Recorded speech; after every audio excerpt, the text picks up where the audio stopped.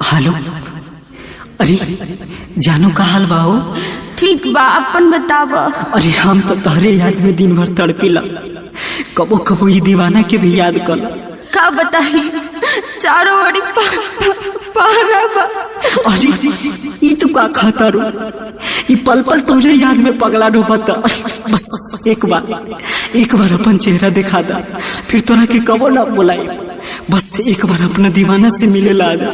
ये ना हो सकेला। अरे का खाता रो, मैंने तो लकीर भी तुझे माना था।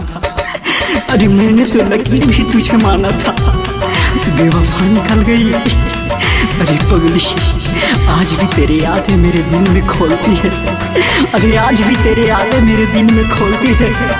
मैंने क्या ऐसा कसूर किया था जो मुझे छोड़कर चली गई, हमरा के ता छोड़ देले बाड़ू, सपना दिखा के तोड़ देले बाड़ू।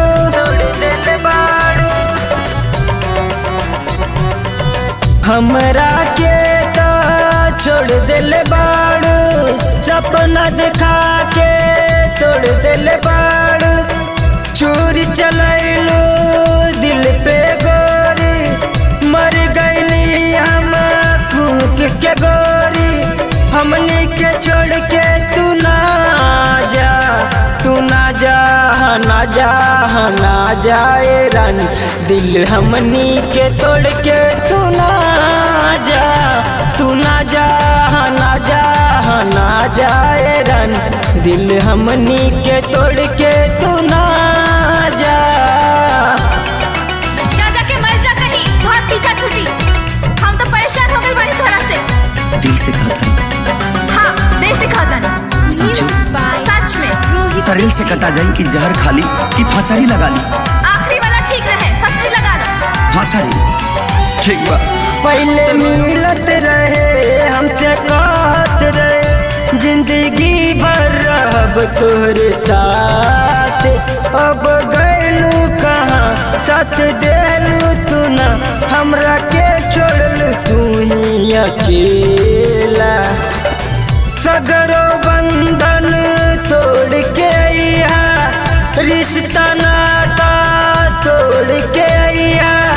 हमनी के दरस दिखा जा, तू ना जाए रानी, दिल हमनी के तोड़ के तू ना जाए रानी, दिल हमनी के तोड़ के तू ना जा। शराब छोड़ दी। अरे तू ही तो बोतल के हमरा हाथ में धरा दिलू। आज कहतर छोड़ दा, कैसे छोड़ दी रहा था, कैसे छोड़ दी। अरे तहरा हमरा में नहीं फर्क रहने रहा कि तू अमीर रहो और हम गरीब नहीं। चंदन सागर कहे दिल रोवत रहे, रात भर नहीं आवे उंघाई। कैसे मिली ओके काम कोई ओत, दिल तोड़लू तू हर जाई। जीवन में जहर घोरन वाली, सपना हमार तोड़न वाली।